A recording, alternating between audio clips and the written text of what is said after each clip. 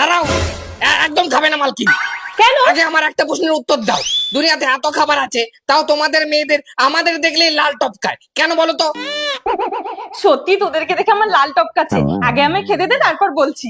না, আগে উত্তর, নালে কিন্তু পেটে গিয়ে গন্ডগোল পাকিয়ে দেবো বলে দিলাম।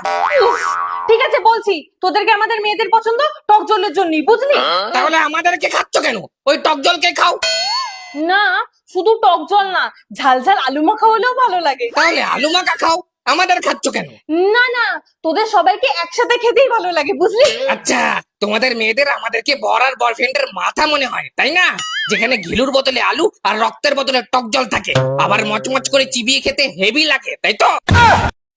চুপ কর, খেতে দে আমাকে। দেখ দেখ, বরের মাথাটাও মনে হয় এভাবে চিবিয়ে খায়। Oh, no, no, no, no.